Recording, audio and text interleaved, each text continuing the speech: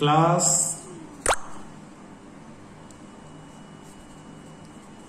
9th maths chapter 7 triangles. Chapter देखो triangle 9th। आपने है ना 7th क्लास में सबसे पहले ट्रायंगल में कॉन्ग्रुएंसी पढ़ी थी कि दो ट्रायंगल कॉन्ग्रुएंट होते हैं। तो कॉन्ग्रुएंट कहते किसे हैं? कॉन्ग्रुएंट का जनरल मीनिंग आप समझ सकते हो, बिल्कुल एक जैसा, बिल्कुल एक जैसा, बिल्कुल एक जैसा, यानी साइज में भी सेम। मेन है कि साइज भी सेम होगा, साइज सेम रहेगा। इस कॉन्ग्रुएंस जैसा ही एक शब्द और होता है जो 10th में आएगा आपका, सिमिलर। सिमिलर सिमिलर भी एक जैसा ही होता है लेकिन इसका साइज अलग है। जैसे मान लो एक छोटा ट्रायंगल और एक बड़ा ट्रायंगल बिल्कुल सिमिलर है, यानी इसके भी तीनों साइड आपस में इक्वल, इसके भी तीनों एंगल 60-60, इसके भी, तो वो सिमिलर होंगे। ठीक है। और कॉन्ग्रुएंट मतलब दोनों का साइज भी सेम होना चाहिए।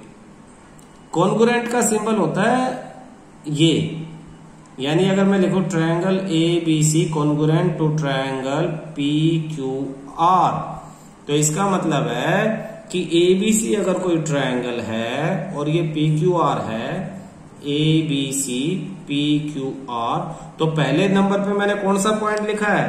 पहले नंबर पे पहले ट्रायंगल में A लिखा है, A। दूसरे में फर्स्ट पे क्या लिखा है? P। यानी इसका मतलब एंगल A एंगल P के बराबर होगा। यानी फर्स्ट ट्रायंगल में A पॉइंट सेकंड ट्रायंगल के P पॉइंट की तरह बिहेव करेगा बिल्कुल। तो A और P सेम है। फिर A के बाद क्या है? B। यहां Q है, तो B और Q ये दोनों एंगल आपस में इक्वल होंगे, इसलिए मैंने दो लाइनें यहां दो।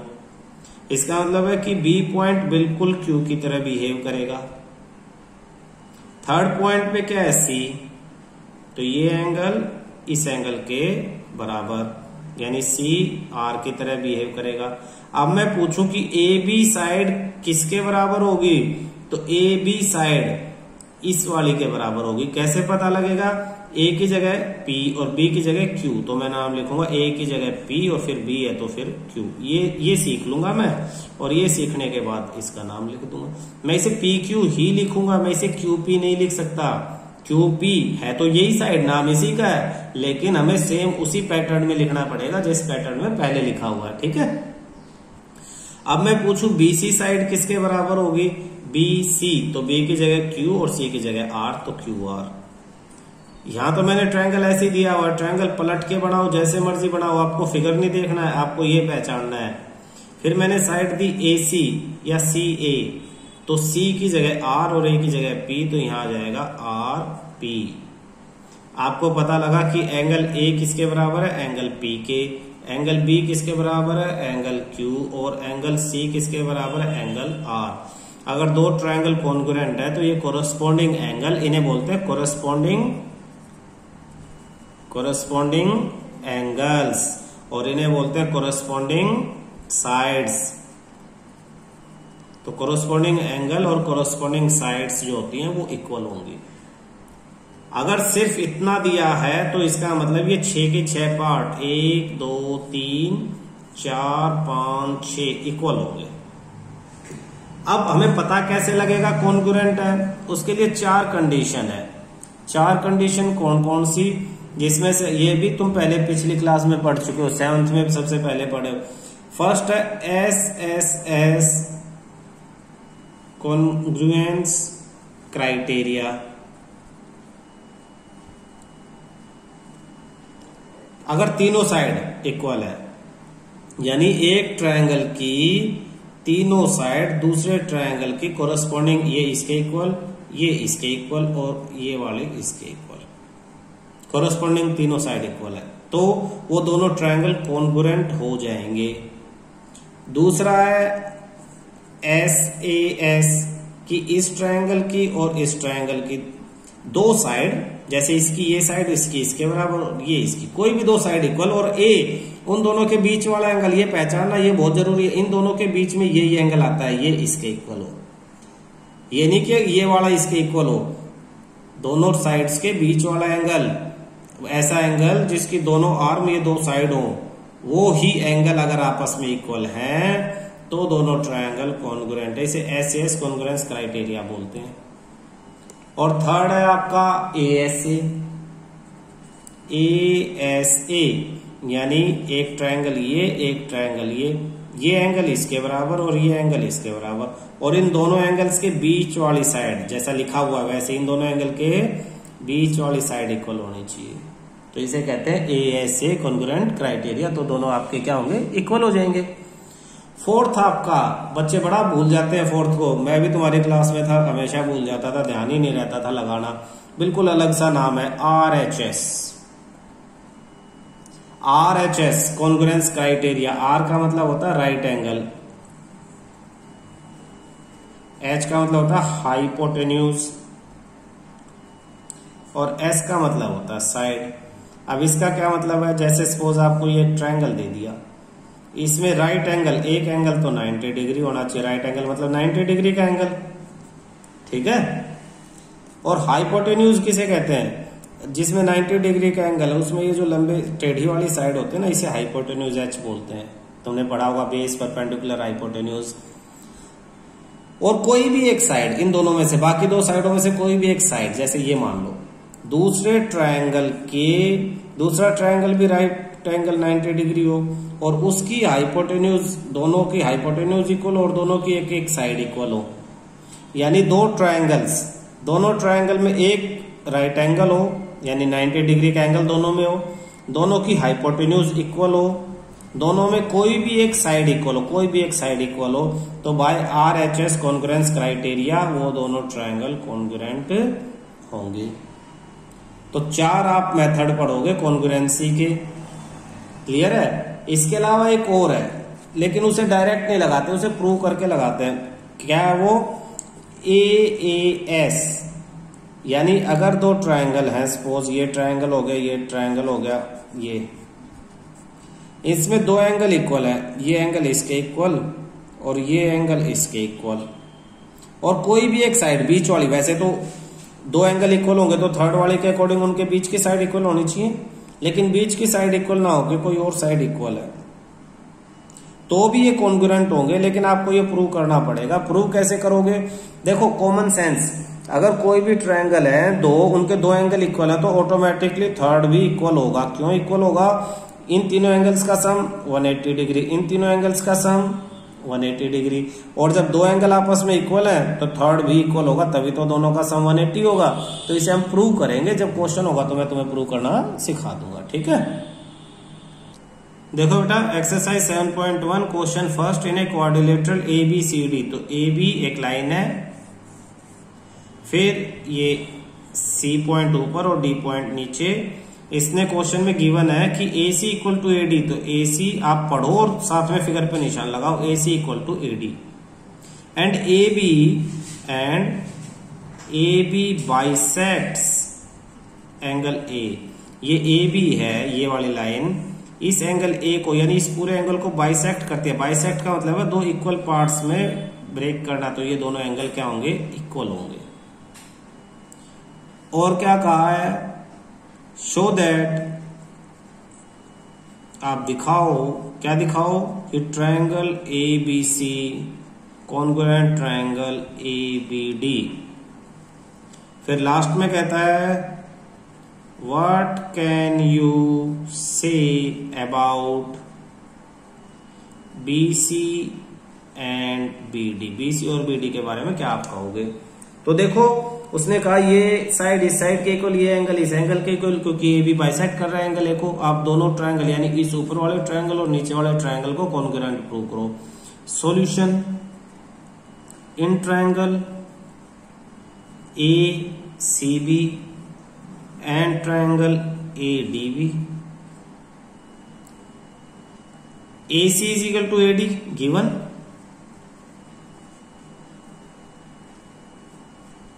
फिर ये एंगल आ जाएगा, AC पहले लिखा तो ऊपर वाला एंगल पहले लिखो। इस एंगल का क्या नाम लिखेंगे, CAB, angle CAB equal to, इसका क्या नाम रखेंगे, जिसका लिखना वो बीच में, बाकी DAB, angle DAB।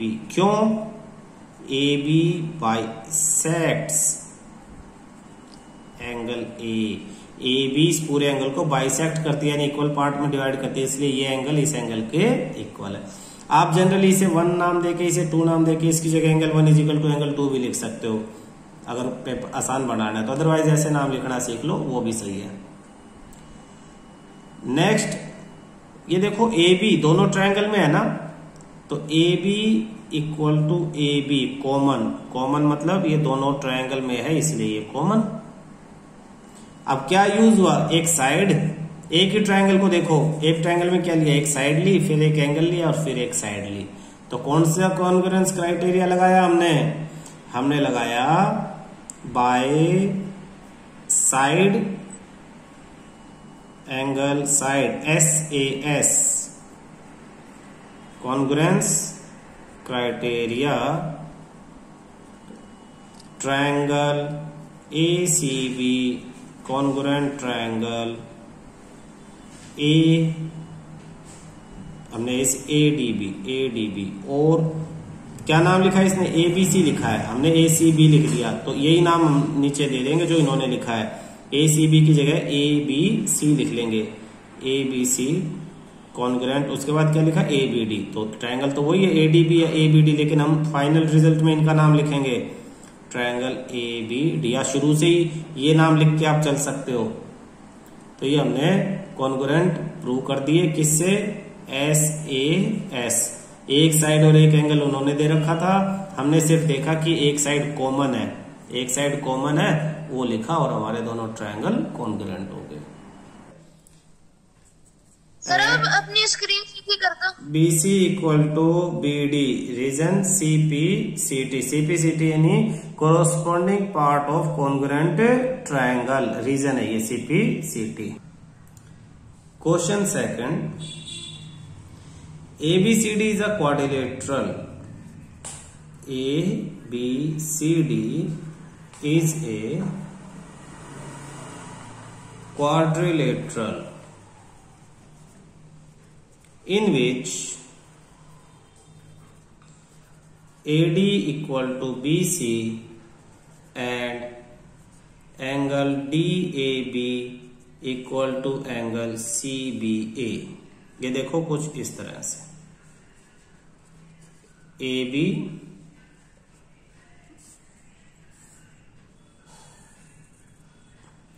ABCD is a quadrilateral, ABCD is a quadrilateral, तो ये क्लियर होगी line. AD equal to BC, AD equal to BC, angle DAB equal to angle DAB यानी ये पूरा angle equal to CBA, CBA इस पूरे angle के equal है। प्रूव दैट, फिर ये कह रहा है प्रूव दैट, क्या प्रूव करना है? First, triangle ABD congruent triangle BAC। Triangle ABD यानी यहां एक लाइन है, ABD को कॉन्ग्रुएंट प्रूव करना है BAC से।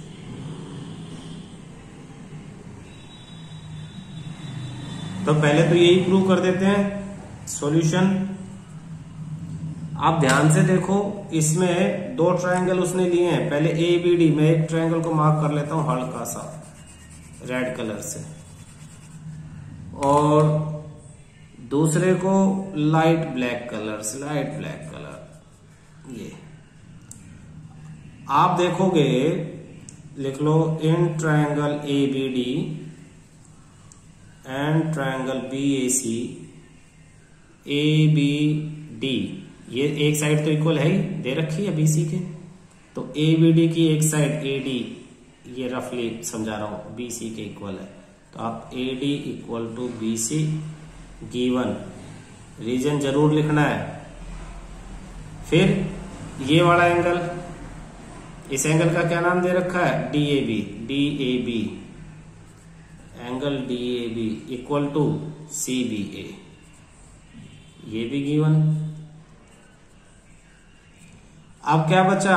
अब दोनों में एक साइड बची, ये वाली, ये कॉमन है, इस साइड का क्या नाम लिखूंगा मैं, A B equal to B A. क्यों? क्योंकि ए की जगह दूसरे ट्रायंगल में बी पॉइंट है। पहले ट्रायंगल में अगर इस साइड का नाम ए बी है तो दूसरे ट्रायंगल में इस साइड का नाम बी ए है। तो A B is equal to B A, दोनों सेम ए की साइड का नाम है। और क्या लिखूंगा, कॉमन, ये कॉमन है। ये बिल्कुल फर्स्ट चैप्टर जो फर्स्ट वाला क्वेश्चन था उस जैसा होगा, डायग्राम अलग है लेकिन चीज वही है। एक साइड उसमें भी इक्वल थी, एक एंगल उसमें इक्वल था, एक कॉमन साइड थी। यहाँ भी एक साइड इक्वल है, इन्होंने खुद दे दी, एक एंगल इन्होंने इक्वल खुद दे दिया, एक कॉमन साइड हमने ढूंढ ली। और by side angle side SAS, इसी लाइन से तुम्हें लिखना है। ये नहीं कि दो साइड आपने पहले लिख ली कि ये साइड इसके इक्वल है, फिर ये साइड इसके इक्वल है, दो साइड पहले लिख ली फिर एंगल बाद में लिख लिया। नहीं, जो क्राइटेरिया आप यूज करोगे वो दिमाग में रखते हुए पहले उसी तरह से शो करोगे। पहले एक साइड, फिर उसके बाद एंगल, फिर दूसरी साइड, ऐसे ही यहां लिखोगे। तो by SAS congruence criteria triangle ABD congruent triangle BAC proved. Second क्या प्रूव करना है देखना, सेकंड पॉइंट प्रूव करना है BD is equal to AC, BD equal to AC। Same वैसा ही जैसा अभी पहले क्वेश्चन में हमने प्रूव किया। तो हम सॉल्यूशन में क्या लिखेंगे देखना, सॉल्यूशन में क्या लिखेंगे, बच्चे समझ नहीं पाते। आप ये पूरा लिखोगे कि दोनों ट्रायंगल कॉन्ग्रुएंट है, triangle ABD congruent triangle BAC। Reason proved above, proved above हमने ऊपर प्रूव किया है। तो दोनों ट्रायंगल कॉन्ग्रुएंट है, therefore BD equal to BD। Figure में देखो BD पहले वाले ट्रायंगल की लंबी वाली साइड और AC बाद वाले ट्रायंगल की लंबी वाली साइड, तो दोनों कोरस्पॉन्डिंग साइड है। तो BD equal to AC, C corresponding, P part, CP CT of congruent triangle, corresponding part of congruent triangle. मैंने बताया था अगर दो ट्रायंगल कॉन्ग्रुएंट है तो उनके सारे कोरस्पॉन्डिंग पार्ट इक्वल होंगे, तीन के तीन एंगल इक्वल होंगे, तीनों साइड आपस में इक्वल होंगी। तो ये साइड इसी वजह से दूसरी साइड के इक्वल है।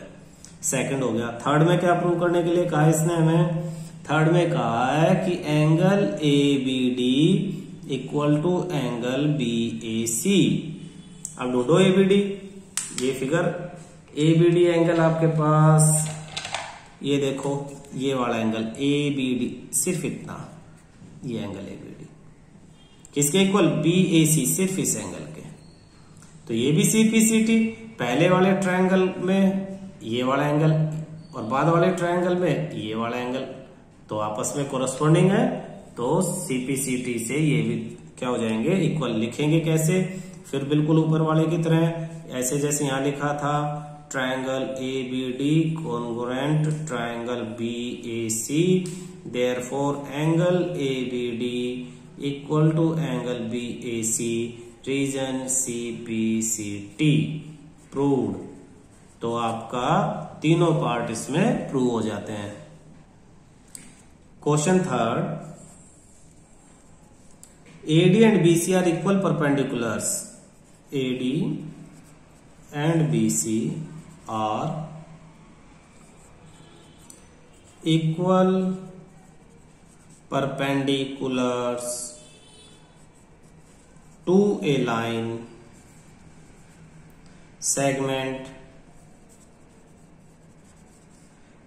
AB, show that CD bisect AB।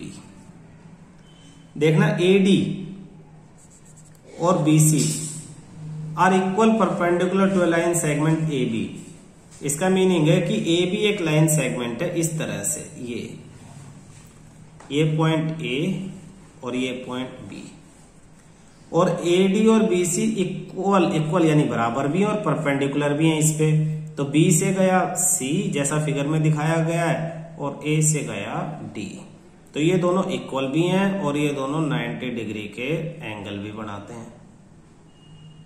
Show that CD bisects, तो B के बाद क्या था C और A से क्या था D। सी और डी को मिला लो तो आपको शो करना C D bisect A B, यानी ये मिड पॉइंट पे कट करते तो इस पॉइंट को ओ इन्होंने दिया हुआ, आपको प्रूव करना है।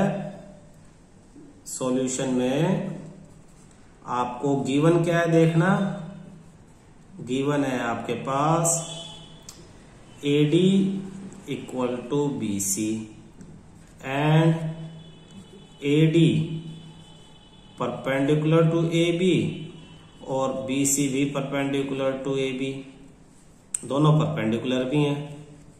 आपको शो क्या करना है, टू शो, आपको शो करना है ये बाइसेक्ट करता है ओ, CD बाइसेक्ट AB मीन्स आपको ये साइड और ये साइड इक्वल करनी है, OA इक्वल टू OB आपको इक्वल प्रूव करना है। अगर आप इन दोनों को इक्वल प्रूव कर दोगे तो इसका मतलब DC बाइसेक्ट करती है AB को। क्लियर है? चलिए करके देखते हैं। Solution in triangle OAD